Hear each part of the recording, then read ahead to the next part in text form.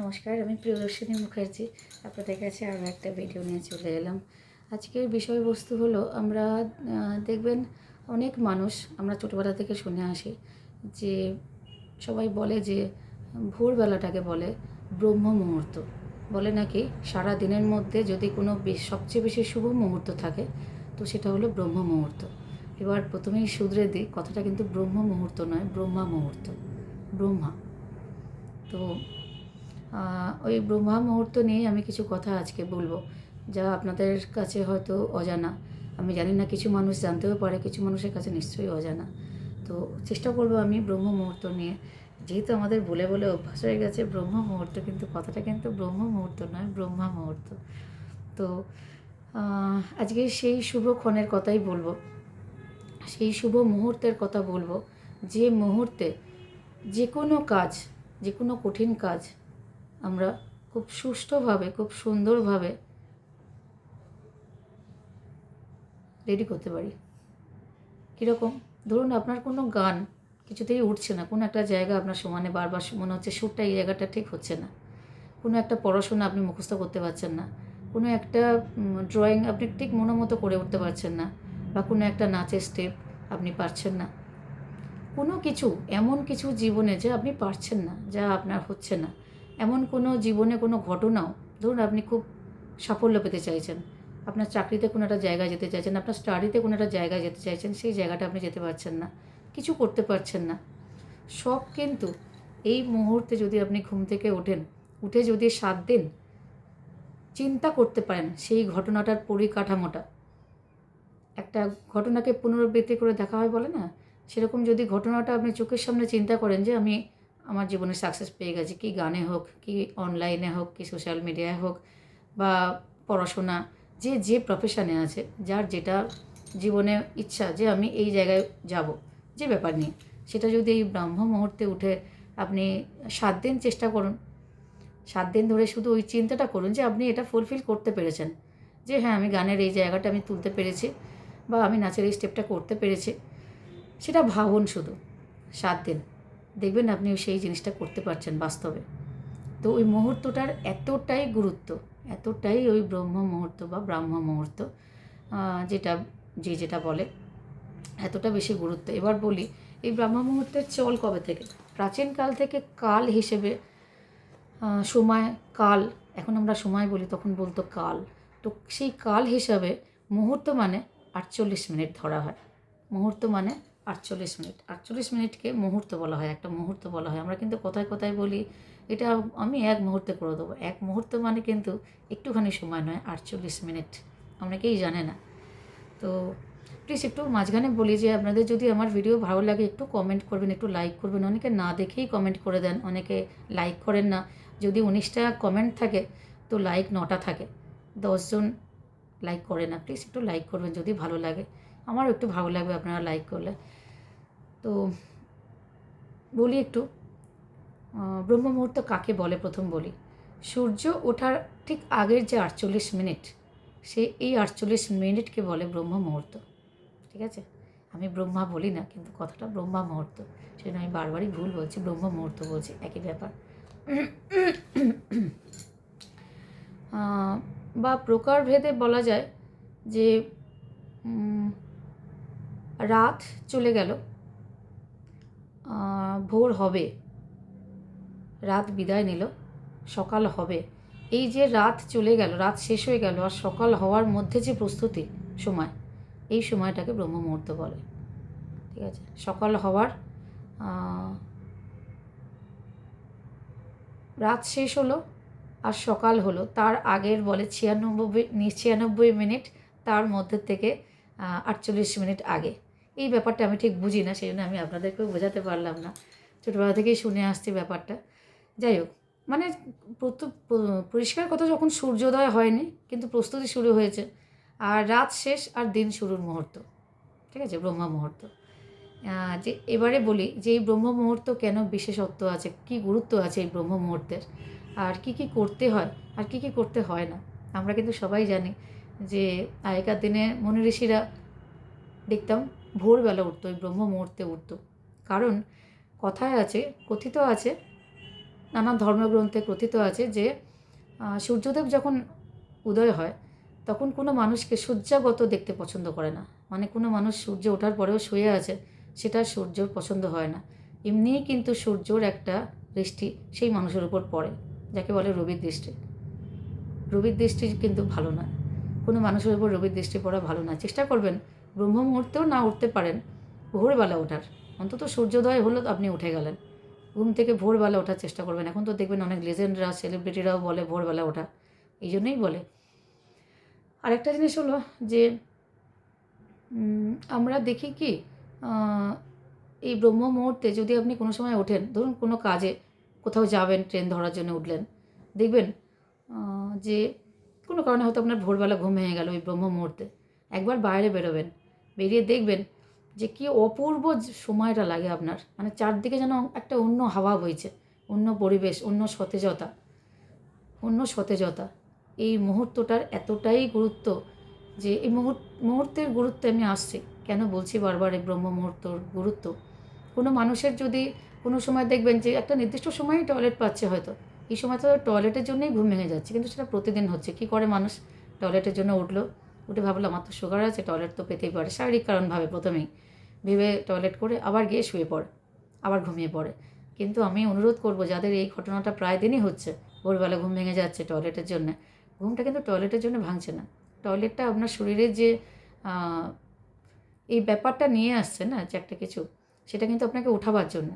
জানবেন এটা ওপরের যারা ঈশ্বর আছে তাদের চাহিদা, ঐশ্বরিক একটা ক্ষমতা যে আপনার সাথে কানেক্ট করার চেষ্টা করছে। তাই জন্য কিন্তু আপনাকে ভোরবেলা উঠিয়ে দিচ্ছে ঘুম থেকে। আপনি সেটা বুঝতে পারছেন না, আপনি উঠছেন, বাথরুমে যাচ্ছেন, আবার এসে শুয়ে পড়ছেন, ঘুমিয়ে পড়ছেন। যাদের সাথে এটা হয়, জানবেন না আপনাদের এখন ওঠার সময়, এবার আপনাদের ঠাকুরকে ডাকার সময়, ঈশ্বর আপনার সাথে কানেক্ট করতে চাইছে। আপনাদের মনে হতে পারে আমার সাথেই বা ঈশ্বর কানেক্ট করতে চাইবে কেন? প্রত্যেকের জন্য সময় আছে। কিছু মানুষ দেখবেন খুব ছোটোবেলা থেকেই ঠাকুর ভক্ত হয়, আবার কিছু মানুষ দেখবেন 40-এ গিয়েও ঠাকুরের ওপর কোনো ভক্তি নেই। তার কারণ তার সময় হয়নি। যখন তার সময় হবে তখন ভগবান তার মধ্যে ঠিক ভক্তি এনে দেবে, যখন তার সময় হবে। যাই হোক, তো আমরা এই ভোরবেলা উঠে কি আমরা দেখি কি যে অনেকে এই সময় ভোরবেলা উঠে জব করে, ব্রহ্ম মুহূর্তটাকে কাজে লাগায়। আপনি হয়তো জব করেন না, ঠিক আছে, কোনো অসুবিধা নেই। আপনি ব্রহ্ম মুহূর্তে উঠুন, উঠে বসে থাকুন, আপনি বসে থাকুন। আপনার যে নিঃশ্বাস প্রশ্বাস নিচ্ছেন না, সেটার প্রত্যেকটা নিঃশ্বাস, প্রত্যেকটা প্রশ্বাস এক একটা জপের কাজ করবে, এক একটা জপের মন্ত্র। এটাকে বলে হংসা মন্ত্র। হংসা, হংসা নয় কিন্তু হংসা মন্ত্র বলে। মানে আপনি জপ না করেও কোনো না কোনো মন্ত্র উচ্চারণ করছেন। আপনার যখন ভোরবেলা যে ব্রহ্ম মুহূর্তের সময় যে নিঃশ্বাস প্রশ্বাস পড়ে মানুষের, যদি মানুষটা উঠে যায় তবেই কিন্তু শো অবস্থায় নয়, সেটাও কিন্তু একটা জপের কাজ হয়। তো সারাদিনে অ্যাপ্রক্সিমেট আমরা জানি যে 21,600 বার আমরা শ্বাস প্রশ্বাস নেই। এবার এই 21,600 যে শ্বাস প্রশ্বাস, এগুলোও কিন্তু একটা জপের কাজ করে। এবার ভোরবেলা যদি ব্রহ্ম মুহূর্তে উঠে আপনি কিছু নাও করেন, শুধু বসে থাকেন, বিছানায় উঠে ফ্রেশ হলেন, হয়ে বসে থাকলেন, তাতেও কিন্তু আপনি জব করারই মতো পুণ্য অর্জন করবেন। কী করে না, আমরা যখনই জব করি তখনই কোনো না কোনো দেবদেবতাকে সমর্পণ করি। আমি এর আগে একটা আলোচনা করেছিলাম সপ্তচক্রের, 7টা চক্র নিয়ে আমাদের জীবন। শরীরে 7টা চক্র আছে, মূলাধার চক্র, স্বাধিষ্ঠান চক্র, আজ্ঞাচক্র, সহস্রা। আমি বলেছিলাম সব চক্রের কথা, এখন আর রিপিট করব না। তো এই চক্রগুলো কিন্তু আমাদের শরীরে অ্যাক্টিভ হয় ভোরবেলার থেকে, ব্রহ্ম মুহূর্ত থেকে। তার আগে কিন্তু অ্যাক্টিভ থাকে না। আমরা যখন রাতে শুয়ে ঘুমাই তখন কিন্তু এগুলো অ্যাক্টিভ থাকে না। তো ভোরবেলা যদি আপনি ওঠেন, কি হবে, জব যদি নাও জানেন, সকালবেলা যদি ভোরবেলা উঠে যান, তাহলে কি এই যে 21,600 বার বললাম না নিঃশ্বাস প্রশ্বাসের কথা, এগুলো ভাগ করা আছে। কীরকম, যেমন মূলাধার চক্র 600, মূলাধার চক্রে আপনি 600 জপ করলেন, ঠিক আছে। আচ্ছা, 6,000 জপ করলেন আপনি স্বাধিষ্ঠান চক্রে, আর 6,000 মণিপুরে, আর 6,000 আপনি করলেন অনাহুত চক্র, আর 1,000 করলেন বিশুদ্ধাক্ষে, আর 1,000 আজ্ঞা চক্রে, আর 1,000 সহস্র চক্রে। মোট কত হলো 21,600। তো এই যে হংসা মন্ত্র আমরা যে বলছি, কিছু না জানলেও মন্ত্র উচ্চারণ করা হচ্ছে, এই যে আপনি নিঃশ্বাস প্রশ্বাস নিচ্ছেন, যাতে জপ হচ্ছে, সেটা কিন্তু ভগবানের উদ্দেশ্যে প্রেরিত হচ্ছে। ভগবানকে নিবেদন করছেন আপনি না জেনেই, আপনার অজান্তেই কিন্তু আপনি ভগবানকে সমর্পণ করছেন। কারণ আমরা জানি এই 7টা চক্রে আমাদের ভগবান অধিষ্ঠান করে। এই 7টা চক্রে আমাদের ভগবান অধিষ্ঠান করে। কোথায় কোথায়? সেটা হলো মূলাধার চক্রে গণেশ প্রতিষ্ঠান করে। গণেশকে কল্পনা করে আমরা মূলাধার চক্রে জপ করা হয়। সেরকমই স্বাধিষ্ঠান চক্রে ব্রহ্মাকে কল্পনা করা হয়। মণিপুর চক্রে বিষ্ণুকে কল্পনা করা হয়। অনাহত চক্রে শিবকে কল্পনা করা হয়। বিশুদ্ধাক্ষে জীবাত্মা, আজ্ঞাচক্র গুরুকে কল্পনা করা হয় এবং একদম ওপরে পরমাত্মাকে কল্পনা করা হয়। ক্রাউন এরিয়া যেটা আমরা বলি, সেটাতে কিন্তু পরমাত্মাকে আমরা কল্পনা করি। এবং আমরা ওই যে জপ বললাম, যেটা নিঃশ্বাস প্রশ্বাস নিচ্ছি বসে বসে, সেটাও কিন্তু আমরা নিজের অজান্তেই ভগবানকে সমর্পণ করছি। তো তাছাড়া কেন বলে ব্রহ্ম মুহূর্তে সব কিছু ঠিক হয়? ব্রহ্ম মুহূর্তে এই জন্য ঠিক হয় যে প্রাচীনকাল থেকে কথিত আছে যে ব্রহ্ম মুহূর্তে কিন্তু সমস্ত স্বর্গের দেবদেবীরা সূক্ষ্ম আকার নিয়ে আমাদের মর্তে নামে এবং সব জায়গায় বিচরণ করে। ভোরবেলায় সমস্ত দেবদেবীর ভোরবেলায় ব্রহ্ম মুহূর্তে আমাদের মর্তে নামে। এবং আমরা জানি যে সাতপন্থ বলে একটা জায়গা আছে, সাতপন্থ ঝিল আছে, ওখানে স্নান করে। কৈলাসে আমরা জানি মানস সরোবর ঝিল আছে, সেখানেও স্নান করে। সব দেবদেবীরা কিন্তু মর্তে আসে যে যার জায়গায় সব স্নান করার জন্য। স্নান সারে তারা ভোরবেলা ওখানেই থাকে, তারপরে কিন্তু আস্তে আস্তে নিজের জায়গায় চলে যায়। সেই জন্য ভোরবেলায় ব্রহ্ম মুহূর্তে ঠাকুরকে ডাকলে সবচেয়ে বেশি সাড়া পাওয়া যায়। সারাদিন যদি কিছু নাও করেন, ভোরবেলা উঠে ঠাকুরকে ডাকবেন, আপনি যা বলবেন শুনবে ভগবান। এটা আমার বিশ্বাস, এটা সারা পৃথিবীর সবাইয়ের বিশ্বাস।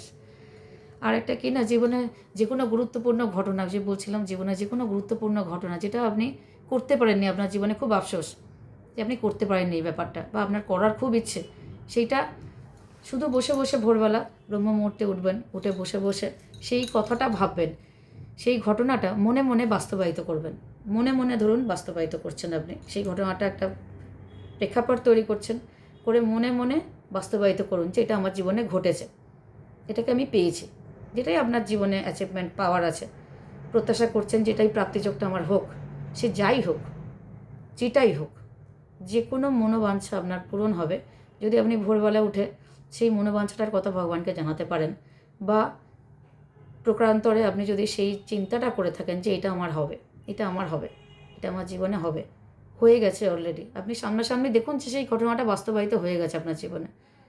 ধরুন আপনি সোশ্যাল মিডিয়ায় চূড়া যেতে চাইছেন, আপনার মিলিয়ন সাবস্ক্রাইবার চাইছেন আপনি, তো আপনি যদি সেটা ভোরবেলা উঠে বারবার মনে করেন যে আমার মিলিয়ন সাবস্ক্রাইবার হয়ে গেছে, আমি গোল্ড প্লে বটন পাচ্ছি, আমাকে সবাই বলছে বাহ তোর কি ভালো সাবস্ক্রাইবার হয়ে গেছে, তুই তো অনেক উপরে উঠে গেছিস, তোর তো দারুণ ব্যাপার স্যাপার রে, তো ভাবতেই পারছি না, আপনি নিজেও যেন ভাবতে পারছেন না, খুব বেশি আনন্দিত, হ্যাঁ খুব বেশি আনন্দে আছেন, আনন্দে আত্মহারা যে হ্যাঁ তাই তো আমার তো লাইফটা একদম বদলে গেল, আমার তো মিলিয়ন সাবস্ক্রাইবার হয়ে গেল। আমি একটা উদাহরণ দিলাম, এটা যদি আপনি প্রতিদিন মনে করেন ব্রহ্ম মুহূর্তে উঠে, আপনার কিন্তু সত্যিই মিলিয়ন সাবস্ক্রাইবার একদিন হয়ে যাবে। কারণ ব্রহ্ম মুহূর্তের গুরুত্বই আলাদা। আজকে এই পর্যন্ত, নমস্কার।